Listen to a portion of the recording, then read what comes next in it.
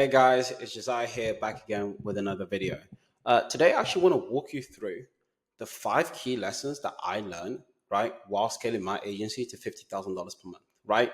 And this is all in a 90-day period. So it was like a 90-day sprint.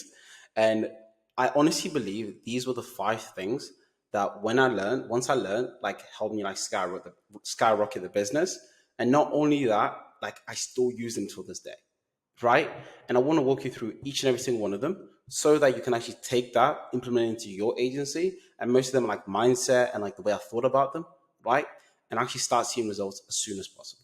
Okay. Now, if you don't know who I am, my name is Josiah. I've scaled my agency, like I said, from 0 to 50K in under 90 days, right? I'm also worked with over 70 plus marketing agencies to help them build out their client acquisition system, generate more appointments, sign more clients. Been mentored by 8 figures entrepreneurs that helped me kind of understand the whole game. And I'm just giving you the free game, the free source doing these videos, right? And now I'm actually building Agency Advanter, which is a consulting firm helping marketing agencies cross over the first 20, 30, 40, 50K per month, right? By using leveraged acquisition systems. Okay. Now, in terms of case studies, we helped Zach add an extra 1.1 million, John an extra 240,000 in 5 months. Jovan, he's crossed his first $10,000 in 85 days. A lot of people take 6 months, 7 months to cross it. Using our system, he crossed it in 85 days. And also Thomas, we helped him add an extra 28,000 in 30 days. Okay. So let me just go through the lessons so you can just go take this and apply it and just see massive success. Okay. Now, the first one is speed negates stalling, right? Now, this is like a weird concept that like now I will always think about like, well, so let me give you an example. Before taking my agency to the $50,000 per month, I was in a mastermind, right? And these mastermind was really good entrepreneurs, right? Really good guys, understood everything. And what I've realized while going into the kind of like space in the mastermind is that like we all knew about the same thing. We all knew about like marketing, we all knew about angles, we all knew about kind of like operation systems and stuff. But like what I realized is that a lot of them were just quick to implement, right? So at that stage, the problem really wasn't knowledge. Like everyone knew around the same things, everyone watched the same Sam Alvin's videos, X, Y, Z. It was just about who could execute the fastest and the most efficient, right? So then once I got into the mastermind and I consumed majority of the knowledge, I understood like, hey, we're not like, there's nothing crazy about you versus me, vice versa.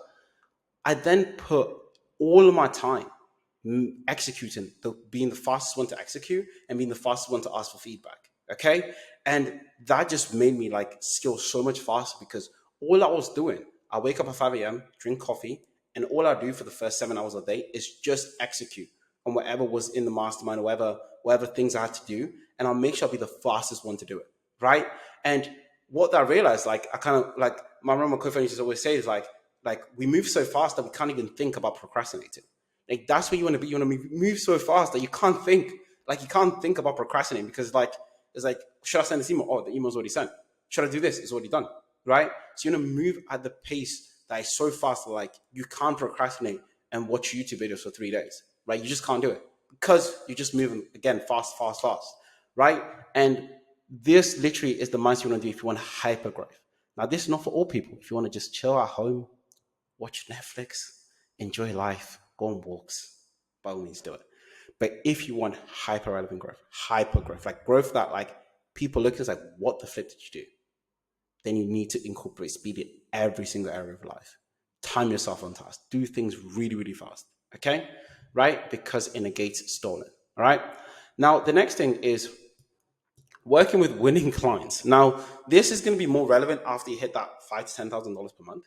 But what I've realized is after seeing the ins of everyone's business, right, and ins of agencies, right, I've realized that a lot of agencies are doing the same thing, right? They're all using the same email script. They're all using the same systems. They're all using the same Zapier automations. But what I seen like gets a client from like or gets an agency from having subpar results for my client delivery to have the amazing results is just the clients that they work with, right? Because that's leverage, right?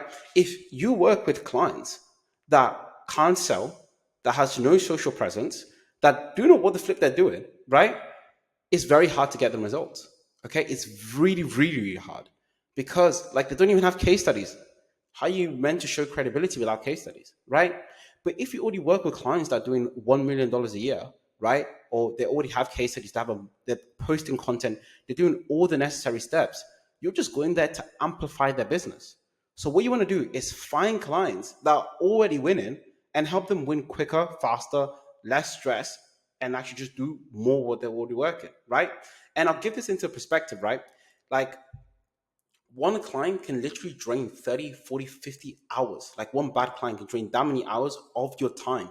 They will literally suck your soul, right? I remember when we had this one client because we do like we do like email lead gen, right?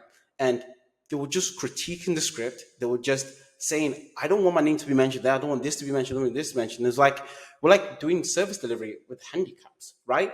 And no wonder we wasn't able to deliver. But not only were we able to deliver, we actually lost money on the client because of the time and the resources, guys. So when I want you to think about clients and how I want you to think about it, it's like, don't only value the client on how much money they're paying you, but value them on how much time and resources are they draining from your bank account. And that could be energy. So if you talk to the client and every time you jump on calls with them, it's like, oh my days, like I actually hate talking to this person. Or in terms of resources, like they're just sucking so much time out of you. They're asking you thousands of questions that are not relevant to the results. And literally having a client that and also like even sales, like if the client can't sell and you like give them leads and they can't close the leads and they blame you for their inability to sell, like it's gonna make you feel shit about your service delivery, even though the leads are really good, but the client can't sell. But instead of the client taking full responsibility of it, they just put it on you, right? And of course we send them over like sales materials and stuff like that, but ultimately the sales call is like you can only control it to a certain extent, right? So you want to work with clients that already win, that already have the basics like there, and all you're doing is just helping them grow faster. And you trust me, if you do this, and yeah, if you have like 10 good clients in your agency that pay you handsomely and they can actually do the work and close, like agency will be easy for you. Like building an agency is easy. Where I see people trip up is to let the wrong people into the business, right? Do not let like vampires into your business. They'll just suck the lifeblood out of you. Okay. Now the next lesson here, let me just move this here, is find proof of concept, then scale. Okay. Now this is like if you're literally just starting out, is you want to put all your attention onto finding out what works and then leaving it and then just doing more of what works. And I'll give you this into like just more of a story that once when we started AGP, right, the first literally 5 hours of my day was just testing email copy, listening to sales calls, testing email copy, listening to sales calls, testing email copy. I done that for 5 hours a day. 5 hours a day. I was just doing that. Okay. Every single day. Looking at data, testing, looking at data, testing, testing. And once we found proof of concept, one script literally brought in 500,000 worth of new deals, and we left that script on for 8 months. Okay. And that's what you see is that it takes you so long to find proof of concept, but once you find it, you'll make all your money back in the first month and you use that script again and again and again. Right.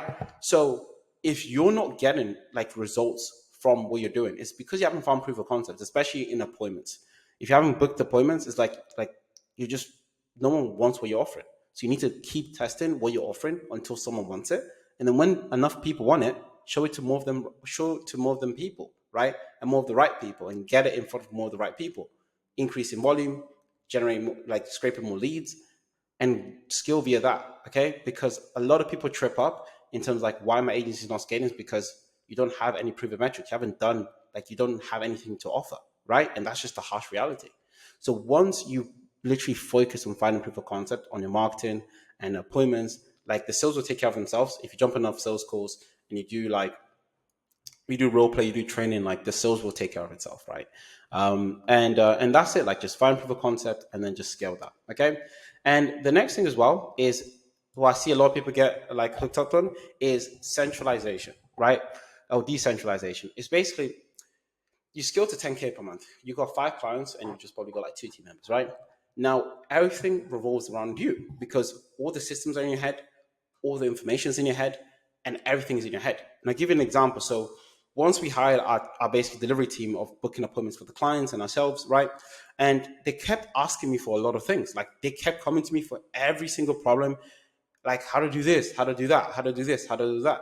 And it was like I was just like an answering machine. I'll just answer.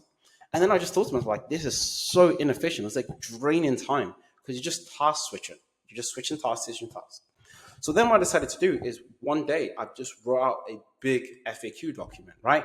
And this FAQ document had all the frequently asked questions from my team and for the clients as well. And I record a video and I answer all these questions up front. And then once I've realized, like once I've done this, the next week they kept asking questions, and all I've done is just refer them back to the FAQ question. I wouldn't even answer the question. I'd be like, go to the FAQ, go to the FAQ, go to the FAQ. And then the next week after that, I just got less questions.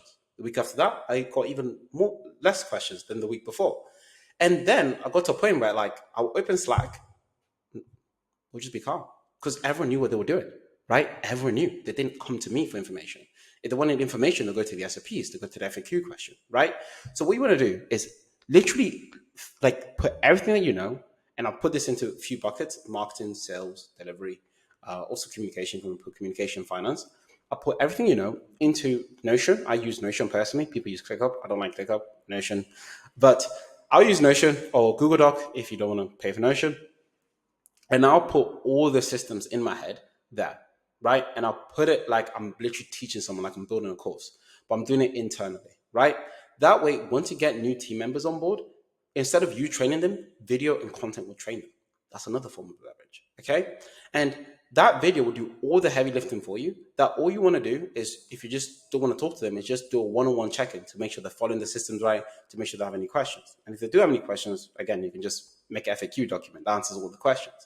And what you realize is that not only will the business start growing, is that you'll work less and less. It won't be dependent on you. Like you don't have to be the center of attention for the business.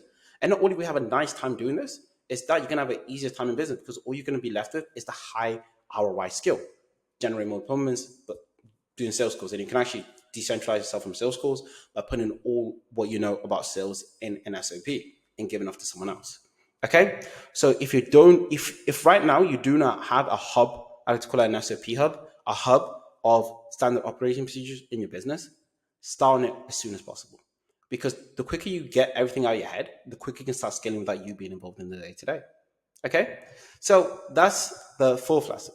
The last lesson is finding A-star players and using automations as much as possible. Okay, now I've put this into like, it could be a separate video, but just to give a key thing is when we hired our operational guy, right?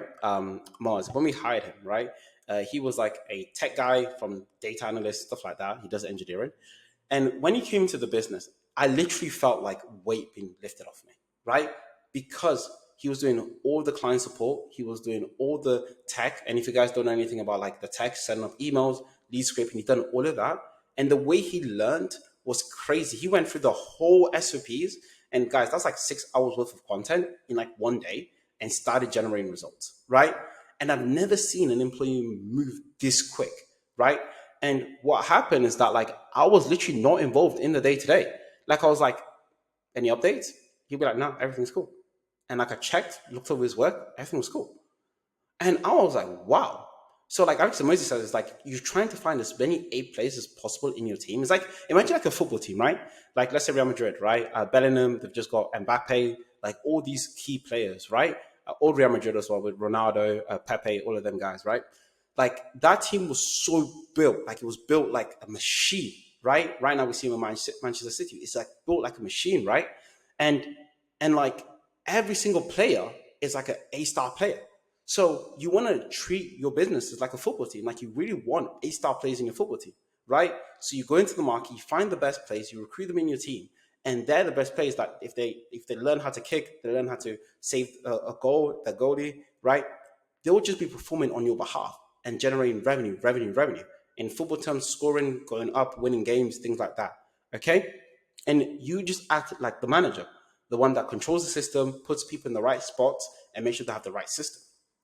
And one A-star player can literally change your business. I'm actually saying, especially from 10 to 30K, if you have one A-star player, right, or even like good, right, it could really change your business.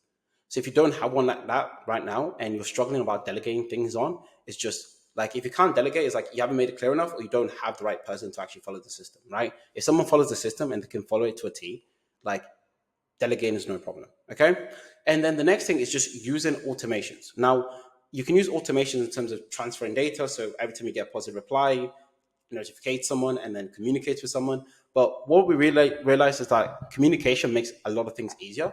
So you want to really mind map like all the systems in your business and ask yourself, which can you remove, automate, or delegate? Okay. And the automation part, you use Zapier, you can use Make as well, but it will just make your life 10 times easier. Because if you know, like, for example, right now, let's say the sellers need to put in their reports and sometimes they forget to do it. And I just, instead of me reminding them, I have a Zapier that reminds them all the time, right? Let's say we need to import the coaching course for the program. Instead of me doing it, like I have a Zapier that puts the coaching course into the program without me doing it, right? That could have saved me 20 minutes of my day, right? And like you realize, like it's not like one big thing mess up your day. It's like a death by a thousand cuts. So like you spend 10 minutes doing this, 10 minutes doing that, 30 minutes doing that, 20 minutes doing that, 10 minutes doing that. And next thing you know, you wasted 2 hours of your day. So that's where you use the automations to get rid of all of them tasks. So you're going to do is look at your business, audit where all these tasks are coming from, and just automate them as much as possible, right? And if you can't automate them, delegate them or remove them. Okay. Now, these are the 5 lessons I've learned. Now, I hope you take these and look at your business and implement them as soon as possible. It's really helped me to get to that 50K per month, and I'm confident I'll help you do the same. Okay. If you need help one-on-one implementing this, there's a link below to see what we do, everything like that. Check out if you do, and if you don't, just watch more videos. I'm good with that. And also, if you like this video, just like, subscribe, show some burst of love, and yeah, take care. Catch you in the next video. Bye.